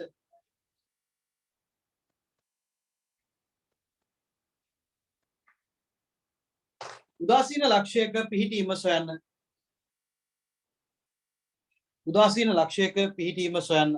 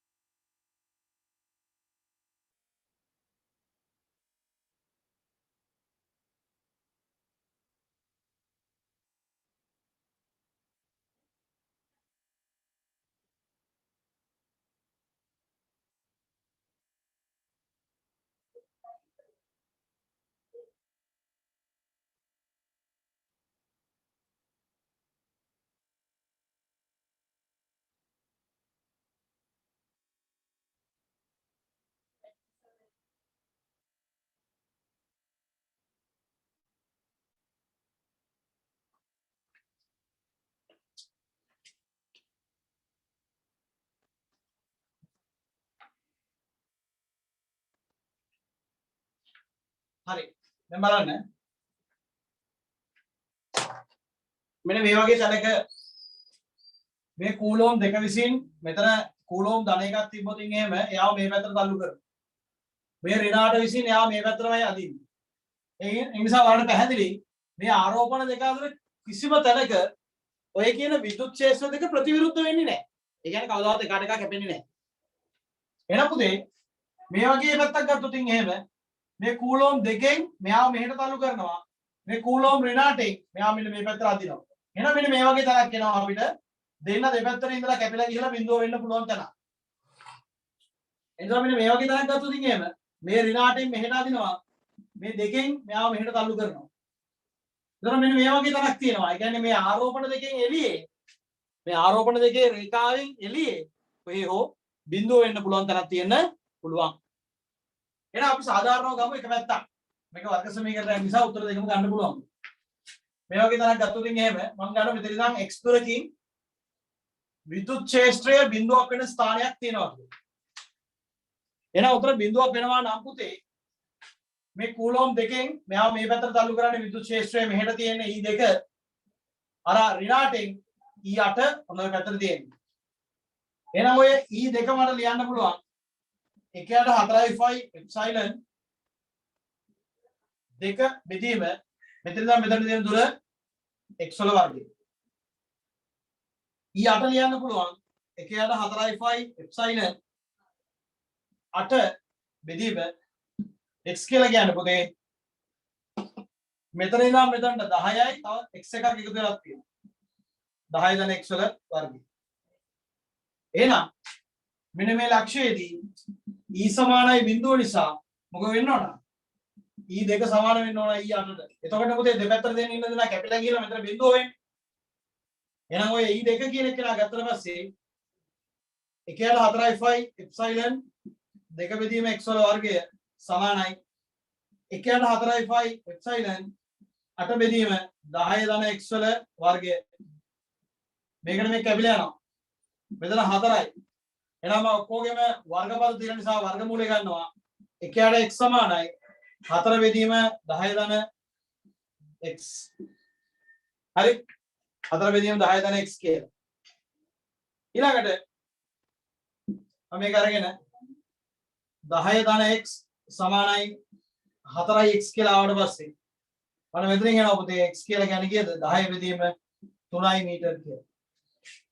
ඒ කියන්නේ මෙන්න මෙතන 10 බෙදීම 3ක් එන්න පුළුවන්. හරි. මම මෙතන මේ වර්ග සමීකරණයෙන් ගත්තේ ධන උත්තරය විතරයි.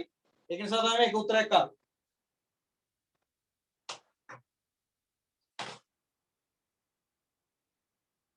මේක දාගන්න ටක් ගන්න. එහෙම නැත්නම් උත්තර දෙකම ගන්න පුළුවන්. ඉතින් ඕක වර්ග කරලා සූත්‍රය ගාන හදාගෙන ගියා නම් උත්තර දෙකම ගන්න පුළුවන් කිසි කතාවක් නැහැ.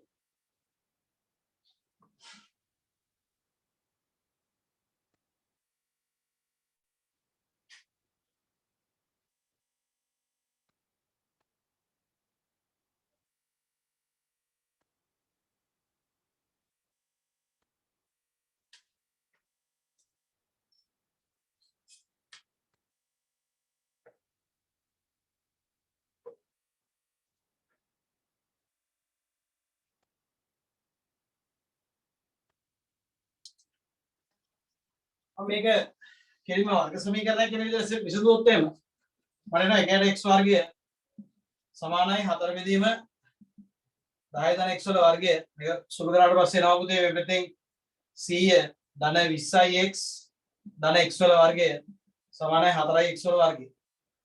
එතන මේක එනවා ඍණ 3යි x වල වර්ගය එතන 3යි x වල වර්ගය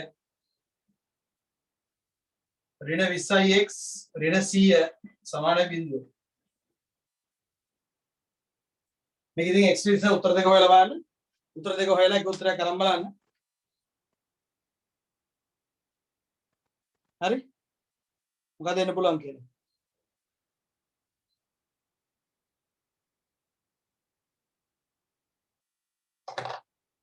right?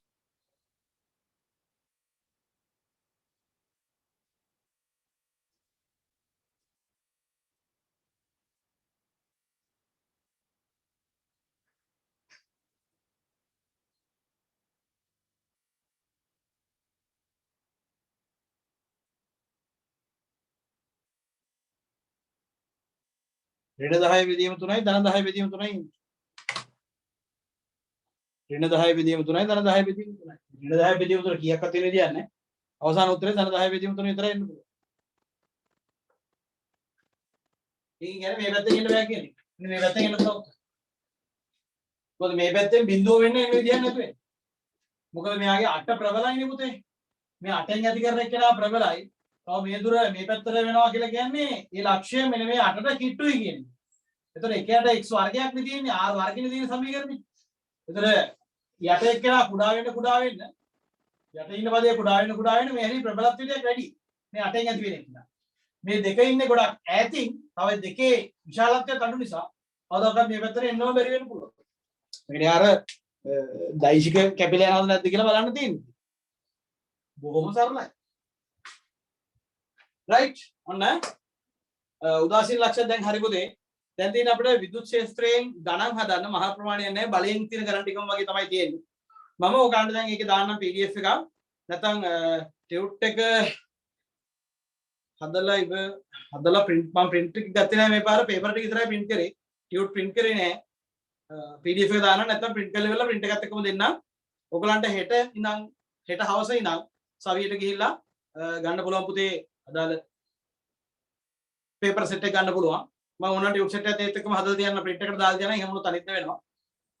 බලන්න ගැවත්තා මම පොඩ බලලා කියන්න ළමයි කවද්ද ගන්න පුළුවන් කියලා. හෙට ඉඳන් paper set එක ඕන ගන්න පුළුවන් සවියෙන්. හොඳ කිසි ප්‍රශ්නයක් නැහැ. එතන විද්‍යුත් ක්ෂේත්‍ර වල ටියුට් එක ගන්න පුළුවන්. ඒ ටික වැඩ කරලා අදාළ ඔයගොල්ලෝ ෆීස් ගෙවලා ඒ වැඩ ටික ඉවර කරලා ටියුට් එකයි paper set එකයි අරගන්න. ඒතර වැඩි පහසුයි. ඔන්ලයින් ෆීස් ගෙවපු ළමයි ටියුට් එක මොකද ස්ලිප් එක පෙන්නලා ටියුට් එක ගන්න මේ paper set එක ගන්න.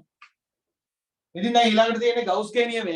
මේකෙන් පස්සේ මේකේ වැදගත් කොටස තමයි වැදගත්ම කොටස තමයි ගවුස්ගේ මූලධර්මය. ගවුස්ගේ මූලධර්මය හරියට අවබෝධ කරගන්න. ඒක තමයි ඊටම වැදගත්. ඊළඟ ගවුස්ගේ නියමය කතා කරලා මේකෙන් ගණන් හදලා ගවුස්ගේ නියමය කතා කරාට පස්සේ ශේෂ්ත්‍ර වලින් සැලකිය යුතු ප්‍රමාණයක් ඉවරයි. ඊට පස්සේ ගෝලවල අවස්ථාව ගැන කතා කරලා විභවය කතා කරාම මේකේ 90ම වගේ ඉවරයි. හරි. හැබැයි පුතේ දැන් මේකේ MCQ ඩිස්කෂන් එකක් පටන් ගන්න පුළුවන් අපිට ධාරා විද්‍යුතයේ වගේම ධාරා විද්‍යුතය තව තියෙනවා MCQ. මම කල්පනා කරලා බලන්නම්. මොකද මේ යන අතරතුරේ අපිට දැන් ධාරා විද්‍යුතයට පටලවා ගන්නවටත් වඩා විද්‍යුත් ශේෂ්ත්‍රම කතා කරගෙන ගියාම වැඩි පහසුයි. ඕනනම් මම දෙකම සාකච්ඡා කරලා තියන්න. මම බලලා කල්පනා කරලා බලලා ඒක කරන්න හොඳ වැඩක්. මේ යන අතරතුරේම විද්‍යුත් ශේෂ්ත්‍ර පේසුරු MCQ මේත් එක්කම ඔයගොල්ලෝ කරගෙන යන්න. මේත් එක්කම මුල හරිය තියෙන MCQ ටික කරගෙන යන්න. බලන්න කරගෙන ගිහලා කරගන්න පුළුවන්ද බැරිද කියලා ඒවා කරලා තියන්න. මොකද නොබෝ දිනකින් තව දවසකින් තව සතියක් දෙකක් ඇතුළත MCQ ඩිස්කෂන් එකකුත් පටන් ගන්නවා මේක. ඒක ඔයගොල්ලන්ට ඒ අඩුපාඩුත් හරියනවා. බලන්න මම ධාරා විද්‍යුත් එක දිගටම කන්ටිනියු කරනවාද කියලා. හොඳයි. එහෙනම් මෙතනින් නවත්තනවා. හැමදෙනාටම බොහොම ස්තුතියි නැති හිටියට. එහෙනම් මොකද ලබන සිකුරාදා වෙනකොට ටියුට් එකත් ඔයගොල්ලන්ට හම්බෙලා තියෙයි. ඒකට මේකේ ගණන් ටික හදලා හොඳට පොලිෂ් වෙලා ඉන්න. ගණන් බැරි ගණන් ටික සාකච්ඡා කරලා ගවුස් ගෙනීමෙන් ඉස්සරහට අපි යනවා. එහෙනම් good night.